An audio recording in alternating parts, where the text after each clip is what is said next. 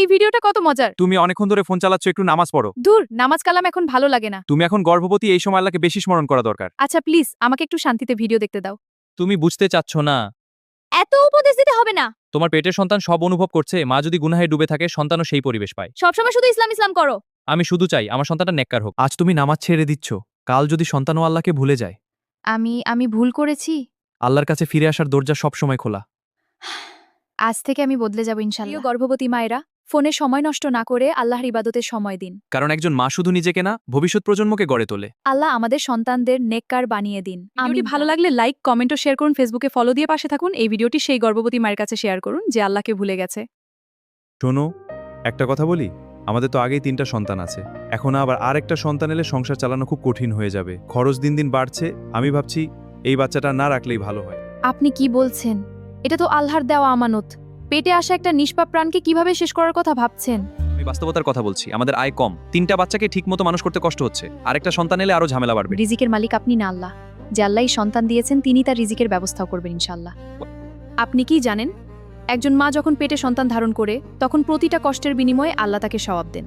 আর সেই নিষ্পাপ প্রাণকে ইচ্ছা করে নষ্ট করা কত বড় গুনাহ হতে পারে একবার ভেবে দেখেছেন? একটা সন্তান শুধু মাংসের টুকরা না, সে একটা জীবন। সে হয়তো কিয়ামতের দিন আমাদের জন্য জান্নাতের দরজা খুলে দেওয়ার কারণ হবে। আমি শুধু সংসারের চিন্তা করছিলাম, কিন্তু বুঝতে পারিনি আমি কত বড় ভুল সিদ্ধান্ত নিতে যাচ্ছিলাম।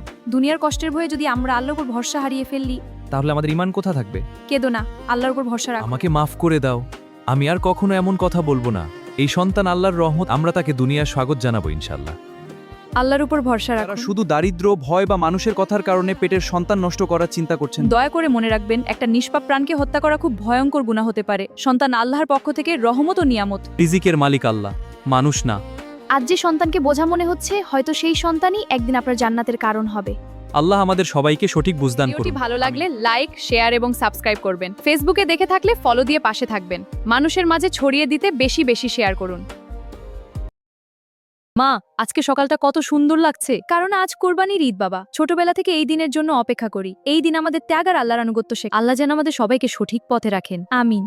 ভাই, সবকিছু ঠিকঠাক প্রস্তুত হয়েছে তো? হ্যাঁ, শুধু মনে আল্লাহর ভয় আর ভালো নিয়ত থাকতে হবে। মানুষ শুধু বাহিরটা দেখে, কিন্তু আল্লাহ নিয়ত দেখেন। ঠিক বলছো, কোরবানি আসল শিক্ষা হলো ত্যাগ। আজকের দিনটা আমাদের অনেক কিছু শেখায়। ভাইয়া, আমরা কেন কোরবানি করি? আল্লাহর আদেশ পালন করার জন্য। শুধু পশু কোরবানি দিলেই হবে না, নিজের খারাপ কাজ আর অহংকারও ত্যাগ করতে হবে। হ্যাঁ, মানুষকে ভালো হতে শেখায়। আল্লাহ আপনাদের ভালো রাখুক। কাকা, আপনার জন্য কিছু গোশত নিয়ে এসেছি। আল্লাহ আপনাদের রিজিক বাড়িয়ে দিন। সবাই মিলে আনন্দ ভাগ করে নেওয়া ঈদের সৌন্দর্য। আজ সত্যিই মনটা খুশি হয়ে গেল। সবাই একসাথে দোয়া করো, আল্লাহ আমাদের কোরবানি কবুল করুন, আমাদের জীবনকে ইসলামের পথে পরিচালিত করুন। আমিন। এই মায়া, ঘরে কোনো পরিষ্কার হয়নি কেন? পা রান্নাঘরের কাজ শেষ করে আসছি। আজও হাত দিবি না, আজ সব কাজ শেষ করতে হবে। জি আপা। আপা, একটা কথা বলতাম। কি? ঈদের দিন যদি একটু ছুটি দিতেন, আম্মুর কাছে যেতাম। ছুটি? তাহলে এই বাসা কাজ করবে কে? আপা, ছোট ভাইটার জন্য একটা জামা কিনতে চেয়েছিলাম। কি তোদের জন্য টাকা জমাই নাকি? আমারও তো ইচ্ছে করে ঈদের দিন নতুন জামা পরতে। কাজের লোকদের এত শখ ভালো না। ওকে এত বকা দিচ্ছ কেন? এদের বেশি সুযোগ দিলে মাথায় উঠে বসে। ও সারা বছর আমাদের ঘরের কাজ করে, ঈদের দিনে একটু হাসি পাওয়ার অধিকার ওরও আছে। মায়া, স্যার, তুমি কাল ছুটি পাবে, আর এটা তোমার আর তোমার ভাইয়ের জন্য ঈদের জামা। আল্লাহ আপনাকে ভালো রাখুক স্যার। আমি ভুল করেছি মায়া। কাজের লোক বলেই কেউ ছোট না, তাদেরও পরিবার আছে, স্বপ্ন আছে, ঈদের আনন্দ আছে। ঈদের দিনে তাদের ছুটি দিন, ভালোবাসা দিন, নতুন জামা দিন। কারণ আল্লাহ দয়ালু মানুষদেরই সবচেয়ে বেশি ভালোবাসেন। কারণ আল্লাহ দয়ালু মানুষদেরই সবচেয়ে বেশি ভালোবাসেন। হে আল্লাহ, আমার সন্তানকে নেক বানান, আমাদের সংসারে শান্তি দিন। এত সকাল সকাল আবার দোয়া শুরু করেছো? রান্না করবে কে? আমি এখনই রান্না করছি। শরীরটা একটু দুর্বল লাগছে। সারাদিন শুধু অজুহাত। মা, তোমার শরীর তো খুব খারাপ লাগছে, একটু বিশ্রাম নাও। না আন্টি, স্বামীর জন্য রান্না শেষ করতে হবে। তুমি তো মা হতে চলেছো, নিজেরও যত্ন নিতে হয়। আল্লাহ আছেন, উনি সাহায্য করবে। তরকারিতে লবণ কম কেন? কোনো কাজই ঠিকমতো পারো না? আমি চেষ্টা করেছি, শরীরটা একটু ঘুরছিল। এসব কথা শুনতে ভালো লাগে না। হে আল্লাহ, আমাকে ধৈর্য দিন। এই, কি হয়েছে তোমার? চোখ খোলো। কি হয়েছে তোমার? চোখ খোলো। এই, চোখ খোলো, কথা বলো। আপনার স্ত্রী খুব দুর্বল হয়ে গেছে। এই অবস্থায় ওনার বিশ্রাম দরকার ছিল। আমি বুঝতে পারিনি, আমি অনেক ভুল করেছি। আমাকে মাফ করে দাও, আমি তোমাকে কষ্ট দিয়েছি। আল্লাহ চাইলে সব ঠিক হয়ে যাবে। আজ থেকে তোমার সব কাজ আমি করব, তুমি শুধু বিশ্রাম নাও। একজন মা অনেক কষ্ট সহ করেন। আর একজন স্বামীর দায়িত্ব হলো স্ত্রীর পাশে থাকা। ইসলাম আমাদের ভালোবাসা আর দয়া শিখিয়েছে। প্রিয় দর্শক, পৃথিবীর প্রতিটি গর্ভবতী মা অনেক কষ্ট সহ্য করেন, তাই কখনো নিজের স্ত্রীকে অবহেলা করবেন না। তার যত্ন নিন, তাকে ভালোবাসুন। হ্যাঁ, আমাদের সবার যত্ন নেওয়া উচিত। একজন মা নিজের জীবনের কষ্ট লুকিয়ে সন্তানকে পৃথিবীতে আনেন, তাই মায়ের সম্মান করুন। স্ত্রীকে কষ্ট দিলে আল্লাহও কষ্ট পান। যদি গল্পটি আপনার হৃদয় ছুঁয়ে যায়, তাহলে ভিডিওটি লাইক করবেন, আপনার বন্ধু ও পরিবারের কাছে শেয়ার করে দিবেন। ফেসবুকে আমাদের পাশে থাকবেন। ইসলামিক গল্প শুনতে ফলো এবং সাবস্ক্রাইব করে রাখবেন। আপনাদের একটি শেয়ার হয়তো অন্য কারো জীবন বদলে দিতে পারে। আল্লাহ আপনাদের সবাইকে সুখী রাখুন। আসসালামু আলাইকুম ওয়া রাহমাতুল্লাহ। এই ছেলে, দাঁড়াও, তুমি এই ময়লার ভিতরে কি খুঁজতেছো? কিছু না ভাই। না না, আমি দেখলাম তুমি ব্যাগে কিছু রাখতেছো। দেখি, এগুলো কি মাংস? জি ভাই, একটু মাংস খুঁজতেছি। ময়লার ভিতরের মাংস, এগুলো তো নষ্ট। তুমি এগুলো নিয়ে কি করবে? বাসায় নিয়ে যাব ভাই, আম্মা রান্না করবে। কিন্তু আজ তো কুরবানির ঈদ, মানুষের বাসায় গেলে মাংস দিত না। সবাই দেয় না ভাই। অনেক বাসায় গেছি, কেউ দরজা খুলেই বলছে যাও যাও, এখানে কিছু নাই। কেউ আবার এমন ভাবে তাড়িয়ে দেয়, মনে হয় আমরা মানুষ না। এক বাসার সামনে দাঁড়িয়েছিলাম, ভিতরে সবাই মাংস ভাগ করতেছিল। আমি শুধু বললাম একটু মাংস দেন আমার ছোট বোনটার জন্য। তখন একজন রাগ করে বলল, প্রতিদিন ভিক্ষা করতে আসো কেন? আরেকজন বলল, এখান থেকে দূরে যা। ভাই, খুব অপমান লাগে, তাই এখন আর কারো দরজা যাই না, ময়লার ভিতর যা পাই তাই নিয়ে যাই।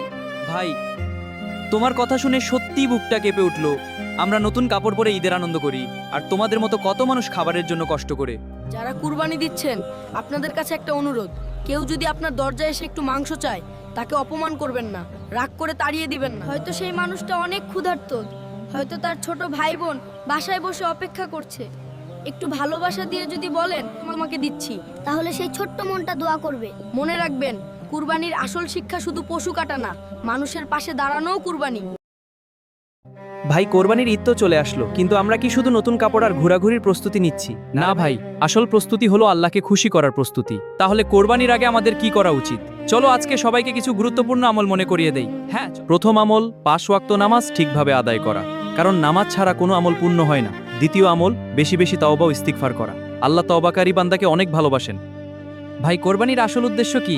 আল্লাহর সন্তুষ্টি অর্জন করা। শুধু পশুর রক্ত নয়, আল্লাহ দেখেন আমাদের তাকওয়া। সুবহানাল্লাহ, তাহলে আমাদের মনটাও পরিষ্কার রাখতে হবে। হ্যাঁ, হিংসা, অহংকার আর গুনাহ থেকে দূরে থাকতে হবে। গরিব মানুষদের কথা ভুলে গেলে হবে? কখনো না।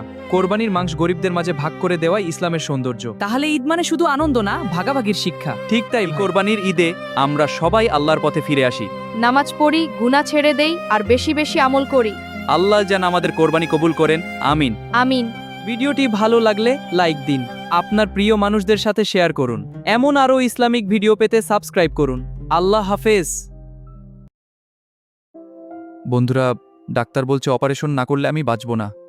আমার আম্মুর কাছে এত টাকা নেই, তোরা ছাড়া আমার আর কেউ নাই। চিন্তা করিস না ভাই, আমরা তো আছি, তোর কিছু হবে না ইনশাআল্লাহ।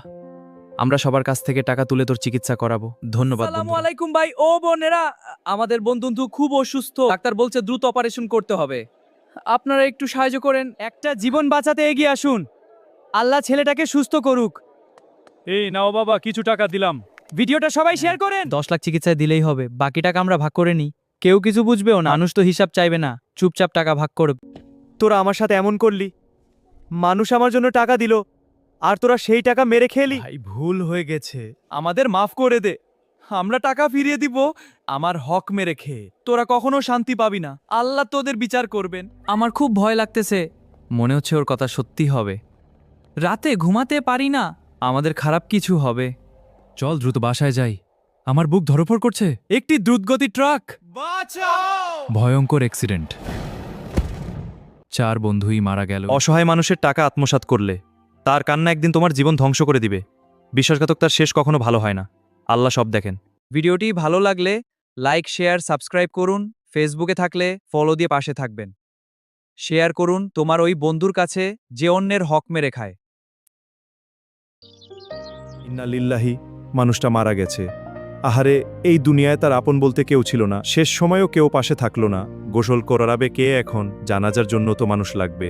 আমি এসব কোনোদিন করিনি ভাই, ভয় লাগে। কেউ যদি এগিয়ে আসতো। আজ তার জন্য কেউ নেই। ভাইরা, একজন মুসলমান মারা গেছে। আজ সে কোনো টাকা চাইছে না, কোনো খাবার চাইছে না, সে শুধু চাইছে কয়েকজন মানুষ তার জানাজার পাশে দাঁড়াক। আজ যদি আমরা তাকে একা ফেলে যাই, কাল আমাদের মৃত্যুর পরও যদি কেউ পাশে না দাঁড়ায়, একজন এতিম মানুষের দাফনে সাহায্য করা ছোট কাজ না ভাই, এটা আল্লাহর কাছে অনেক বড় আমল। ভাই আমি পানি আনছি, আমি কাফনের কাপড় কিনে আনবো, আমিও গোসল করাতে সাহায্য করবো ইনশাল্লাহ। এতক্ষণ দাঁড়িয়েছিলাম, এখন আর চুপ থাকতে পারলাম না। আলহামদুলিল্লাহ, এভাবেই মুসলমানের পাশে দাঁড়ায়। আহারে, মানুষটা হয়তো ভাবেও নি এত মানুষ তাকে শেষ বিদায় দিতে আসবে। দুনিয়ায় মানুষ একা হতে পারে, কিন্তু মুসলমান কখনো একা না। চলো সম্মানের সাথে গোসল করাই, সবাই কাতার সোজা করুন। আল্লাহু আকবার। আজ এই কবরের ভিতরে মানুষটা চলে গেল, একদিন আমরাও চলে যাব। দুনিয়াতে মানুষ যা নিয়েই অহংকার করুক, শেষ ঠিকানা কিন্তু এই কবর। ভাই ও বোনেরা, আজকের এই ভিডিও শুধু একটা গল্প না, এটা আমাদের সমাজের বাস্তবতা। অনেক এতিম মানুষ মারা যায়, যাদের গোসল করানো মানুষ থাকে না, জানাজায় দাঁড়ানোর মানুষ থাকে না, দাফনের যদি সময় কোনোদিন এমন একজন মানুষকে দেখেন, তাহলে তাকে একা ফেলে যাবেন না, একটু সাহায্য করুন, গোসল করাতে সাহায্য করুন, জানাজায় দাঁড়ান, দাফনে অংশ নিন। বিশ্বাস আমলটাই কিয়ামতের দিন আপনার জন্য নাজাতের কারণ হতে পারে।